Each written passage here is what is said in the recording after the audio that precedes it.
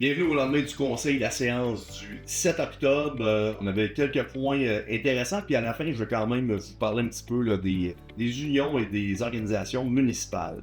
Alors, je commence tout de suite en vous parlant du refuge Le Cœur sur quatre pattes. Bon, pour les gens qui nous suivent un peu, là, vous savez qu'on a acheté un bâtiment. La moitié du bâtiment, en fait, le bâtiment nous appartient, là, tout a été signé. Par contre, là, il reste encore, là, l'ancien propriétaire est encore là pour un mois. On a un petit peu de rénovation à faire là, au niveau de la ventilation, mais tout ça, quand ça va être terminé, là, les gens du refuge vont pouvoir commencer à intégrer puis se placer. Donc, tout va bien. Aujourd'hui, ce qu'on fait, c'est vraiment là, signer là, un bail de location. C'est 3 400$ par mois. Il faut comprendre que oui, là, la ville a investi de l'argent pour acheter le bâtiment, mais ça se le paye avec la location. Alors, n'ayez crainte. On comprend que ça fait gonfler artificiellement la dette, mais en même temps, c'est un bâtiment qui s'autofinance.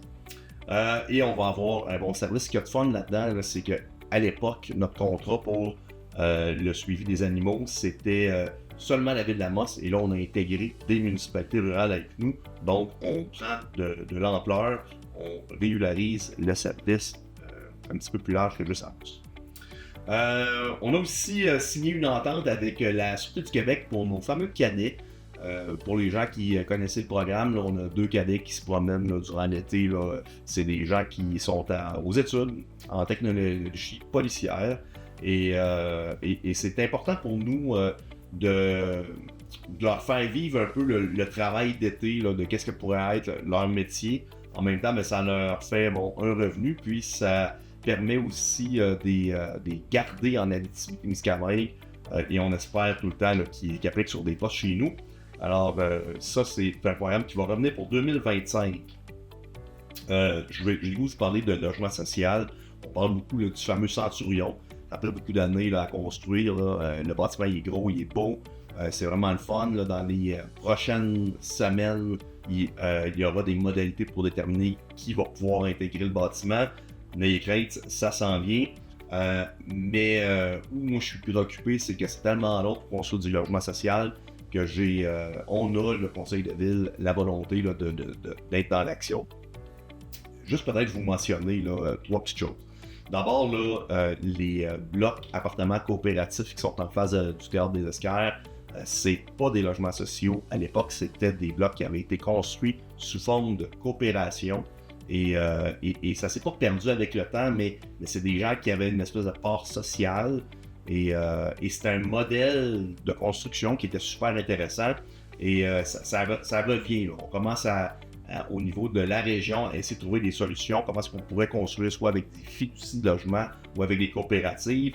Mais je vais juste vous mentionner que c'est pas la ville qui les gère, c'est pas l'office municipal d'habitation qui les gère, c'est vraiment du privé qui était sous forme de coopérative pour que ça coûte un peu moins cher à l'achat, à la construction.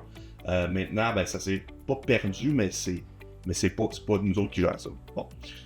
Maintenant, il y a du logement social comme les Centurions, mais il y a aussi du logement abordable. Du logement abordable, c'est des entrepreneurs, entre autres privés, ou des OBNL qui veulent construire, pas nécessairement là, sous le modèle de logement social, mais qui n'est pas non plus sur le modèle du privé, que là, tu vas avoir vraiment là, des tarifs utilisateurs-payeurs pour que l'entrepreneur privé fasse une certaine profitabilité avec ça. Bref, c'est quand même des logements qui sont aidés par le gouvernement du Québec, qui sont aidés par les municipalités pour diminuer un petit peu les coûts de location. Là, ce que j'ai voulu vous parler, c'est, après avoir rencontré Carole Boucher, qui est directrice générale de la CDC, la Corporation de développement communautaire. Moi, ça fait quelques années que je leur disais, ben, ça serait le fun que votre OBNL soit dans l'action, puis que vous en prépariez des projets de construction de logements.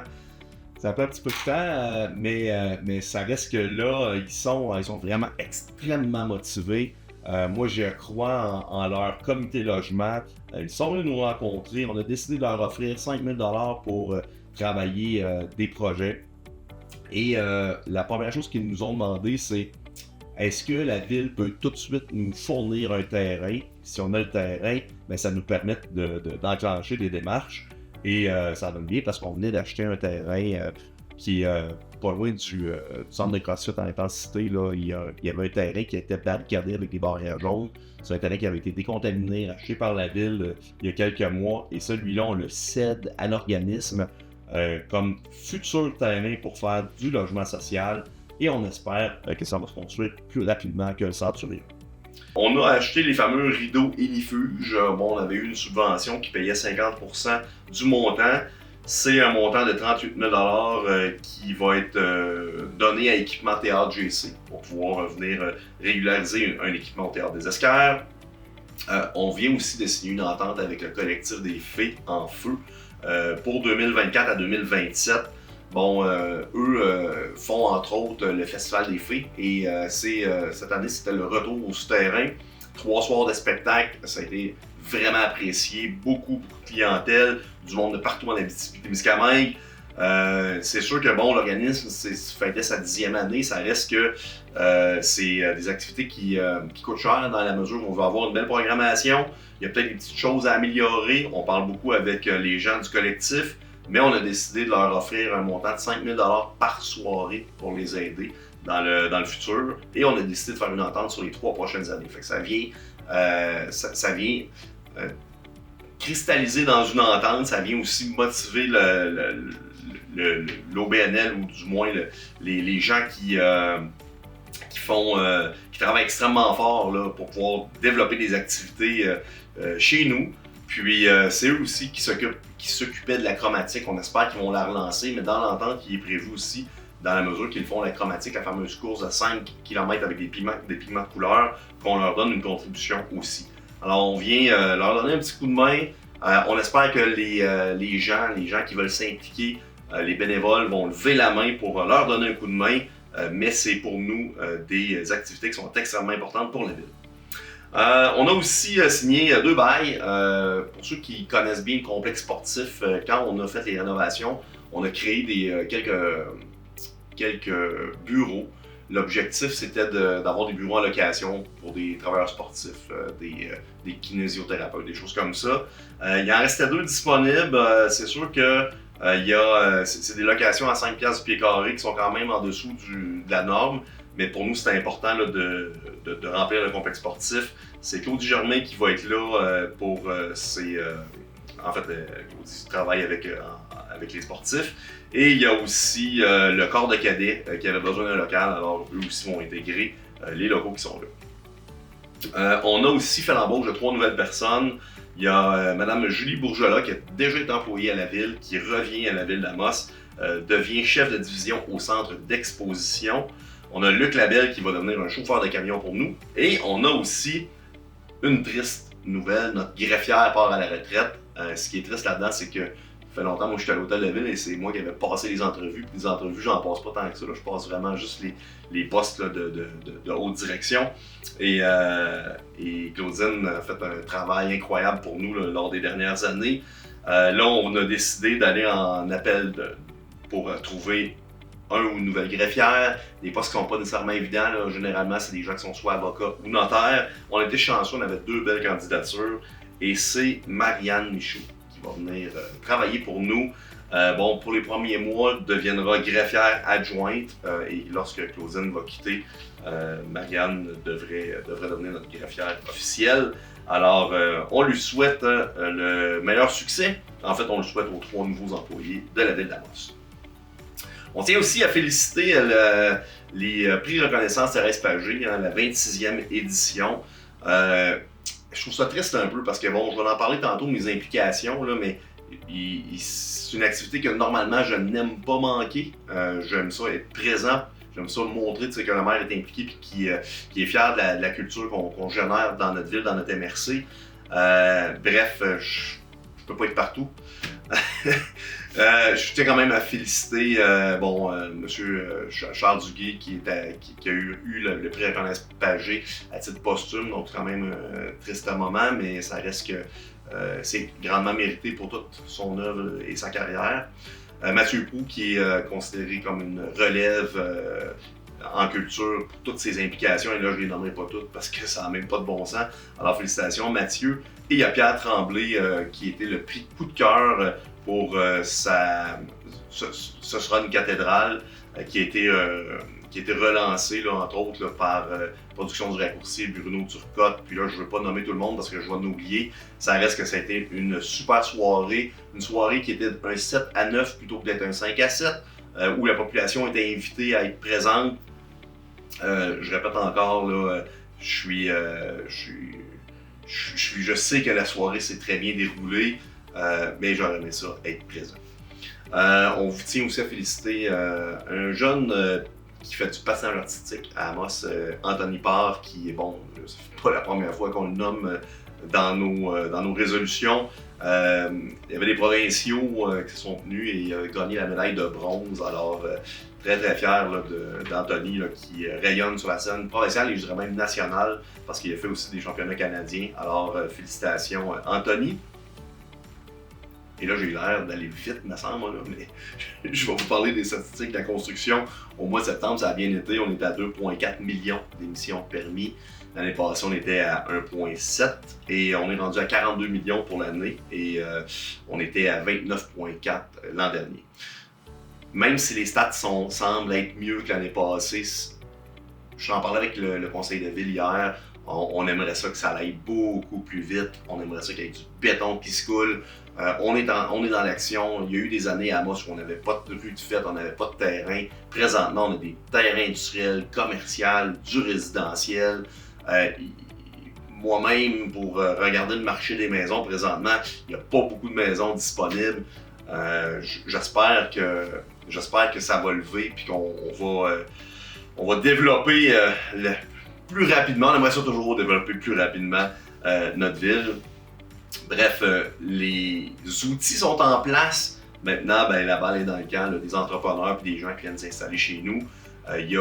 C'est plein d'emplois. Il y a des beaux projets qui s'en viennent, entre autres avec MSA, Minéraux Stratégiques Abitibi, puis avec du monde équil qu'on croise les doigts pour qu'ils obtiennent leur mégawatt du gouvernement. Sinon, moi, je suis emballé pour l'avenir et je suis convaincu qu'on fait les bonnes choses présentement. J'ai envie de vous parler peut-être de mes implications des dernières semaines. Septembre et octobre sont des mois qui sont quand même assez prenants. C'est sûr que en étant maire et préfet, je suis aussi sur le conseil d'administration de l'Union des municipalités du Québec. Ça m'amène à rencontrer des maires, entre autres là, les villes de Longueuil, de Saint-Jérôme, de Thetford Mines, de Gaspé, Rimouski. Alors je travaille beaucoup avec mes homologues et on critique beaucoup les projets de loi du gouvernement. On travaille avec l'Union des municipalités du Québec, mais aussi avec la Fédération québécoise des municipalités. Puis c'est important, je commence à avoir une belle expérience, une belle compréhension des dossiers, puis c'est important que j'amène un côté régional plus nordique pour la Abitibi-Témiscamingue, parce que sinon, les projets de loi ne seront pas teintés et ils ne seront pas adaptés pour nous autres. Alors moi, je décris souvent les situations. La semaine passée, j'étais à Québec pour le grand congrès de la Fédération québécoise des municipalités et en même temps, moi et l'équipe de la MRC, on en a profité pour aller en commission parlementaire et je vous le dis, c'est la première fois que j'allais en commission parlementaire. L'équipe a été incroyable, la préparation des documents. On était la seule MRC qui était convoquée en commission parlementaire pour critiquer le projet de loi sur les mines. Oui, nos associations y ont été pour représenter le Québec. Nous, on a amené vraiment une touche très, très territoriale, très MRCN, très Ville d'Amos. Alors, je suis très fier du travail qui a été effectué et si jamais vous voulez revoir les présentations, sont disponibles sur le site internet de l'Assemblée nationale. J'ai envie aussi de vous dire que cette semaine, on part en délégation à Drummondville. C'est le fameux congrès qui est organisé par le CIVIM. Le CIVIM, c'est un organisme qui est démarré à l'époque par le maire de Shawinigan, l'UMQ, mais aussi avec la ville de Nevers en France. Et c'est des échanges entre les deux, entre la France et le Québec pour parler d'innovation municipale. Alors, c'est un moment privilégié pour rencontrer des entrepreneurs, des entreprises de la France, des entreprises du Québec qui font de l'innovation municipale. Quand je disais qu'on part en délégation, il y a André Dulac qui vient avec moi, qui est commissaire industriel à la Ville d'Amos, Charles du CLD, on a aussi Luc, notre nouveau, qui s'occupe du développement du centre-ville et de l'animation du centre-ville. Alors, on part en délégation, c'est un congrès qui est vraiment intéressant et c'est typiquement municipal comme congrès. Alors, on va être à Drummondville pour les prochains jours. Ça va se calmer pour les congrès dans les prochaines semaines, je vous le rassure. Je vais être beaucoup plus présent à Most. D'ailleurs, les mois de novembre et décembre sont les budgets de la MRC de la ville, alors c'est important là, d'être présent pour les réunions. N'ayez crainte, je fais mes heures, puis je commence à être dû pour les vacances de Noël. Alors, sur ce, je vous souhaite de passer une belle semaine. Le temps froid commence. Je disais à mes enfants ce matin qu'ils commençaient à s'habiller. On est quand même au mois d'octobre. Alors, j'espère que vos piscines sont fermées. Sur ce, je vous souhaite vraiment de passer une belle semaine, puis on se revoit dans 2 semaines.